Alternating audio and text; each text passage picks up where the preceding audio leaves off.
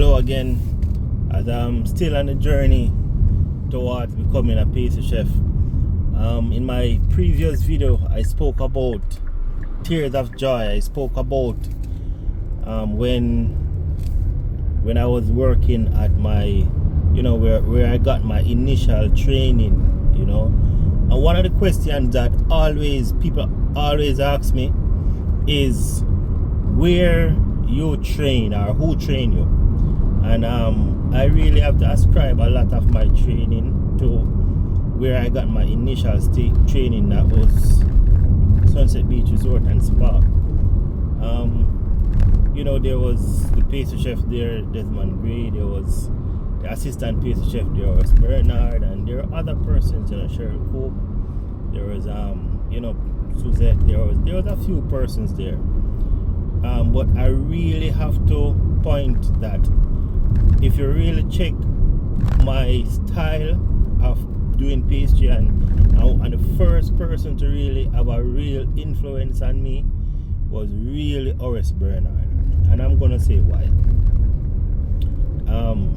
The pastry chef, Mr. Gray, he's very talented, very creative, right? But I believe that as it relates to and the patient side of it, Horace was really the one who take me away and showed me a few stuff and really hammer the importance of knowing your theory part of the work and balancing it with the practical part of the work. And so I believe that he had a good balance of both theory and practical, and I believe that that's one of the things that really helped me along the way, and I was able to explore, I was able to do some things, and in those days I never know what it's like to be tired working. I just know that I just go to work and do it. There were many days when I get home from school and I was very tired, and there are many days when I'm like, can I go another day? But I had to. I didn't have any choice, and so I had to keep going. I had to keep pressing, because I realized that I was doing something meaningful with my life. It was reflecting, and I was able to start to assist and help my mother too. So I focus on that more. When I leave from Sunset Beach, I was working at Mega Mart. So the experience that I got from Sunset Beach allowed me to be able to work at Mega Mart. I was working there as a cake decorator. That's what they hired me as. So I was doing all the birthday cakes. I was almost like a baker there, but I was mainly doing cake decorating. And I at Mega Mart is the first time I can experience getting fight. And I used to get fight from a lot of elders, because I was pretty young, and I was very knowledgeable about what I was doing. I can recall working there, and I was working so long, so hard, to the point that sometimes when I leave work and go home, it's almost like I don't have any strength. I don't know what to do, because I was working very hard at that place. I tried to remain focused, and I remember when I with the pressure and the fights that was coming, many times I wanted to give up. Many times I wanted to give up, but I focus and get this thing out. And I want to say this to anybody out there that is aspiring to become a pastry chef. Know this, that if you're young and you're talented, you're gonna get fight. You're gonna have challenge, and you're going to have person that will discourage you. And sometimes some of the discouragement that you're going to get is going to come from others that identify the potential in you and really do not want you to maximize on it.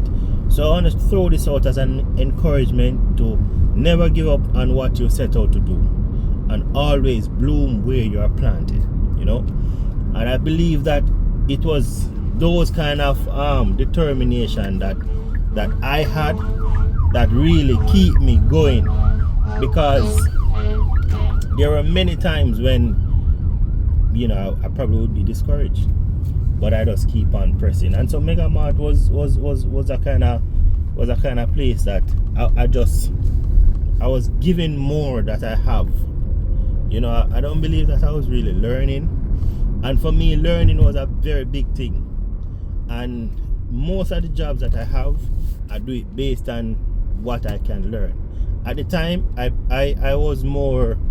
prefer to take on a job that I was learning something than having a job that was paying me more. It might sound up away, but I really wanted to learn as much as I can. You know, that was my real focus, was to learn as much, because I know that when you learn it and get it, then the reward, you will experience the reward. And so that's why I kind of want to share my journey, because I know that in the pastry world, we ascribe, we see the cakes, we see the beautiful cakes, we see the nice looking petit fours, you know, we see the nice looking pastries, but many times we don't understand and know what goes on behind the scene in making those, you know. And so at Mega Mart, it was very challenging for me, but I appreciate working at that place. And when I moved from Mega Mart, I remember an incident happened where, you know, they were pressuring me a lot. As a young person, I said I was getting a lot of fight there. And I remember I was supposed to make an item, and it came to the time when, you know, I was supposed to leave, and I said, you know, the time is not there to do it.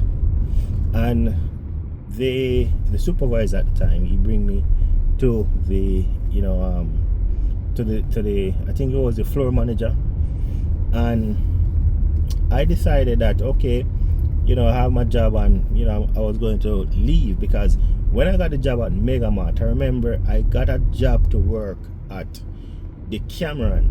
The chef, the executive chef, called me there, and I said, oh chef, you know, I just got a job to work at Mega Mart. And he said, okay, no problem, Conway, you're gonna be on your probation. If things don't work out, just know that I'm still here. So the day when I was at Mega Mart and I walk out of that meeting, I take up my phone and I call the chef and I say, hey, chef, I want to come and start working there. And so I went to Royal Cameron to work, right? And that was another experience all by itself, because working at Royal Cameron, there was a chef there called Bansi, and he really played a role in motivating me a lot, you know. But at the time, I wasn't getting much paid there, and so there was a lot of times when there was some frustration that take place, but I still held on. I put out a lot of work there. You know, sometimes I, you know, go to work and I just keep working as hard as I can for as long as I can. You know, I met some persons here and there, you know, and one thing that I appreciate about the industry is that you're gonna meet people, you're going to get along with others, and you're gonna meet both good and bad, and you have to really distinguish which you want to keep or where you want them to influence you. And so that is it for today. See you next time when I share some more experience on my journey growing to become a pastry chef, an executive pastry chef. Stay tuned, continue to stay out, continue to listen. And I just want to say a big shout out to R.S. Bernard as he made that comment in my previous video. And I want to say that I'm really grateful for what you did for my career at the initial stage, and just know that you will always be one of my initial influencers in the pastry as I go along. But there are other persons that influence me, and I will talk about them in time to come, because everyone wants to know, where do you get your influence? Who are the chefs that you look up to? Where do you work? Where do you train? Everybody wants to know that. But I am here and I'm going to tell you all. So stay tuned.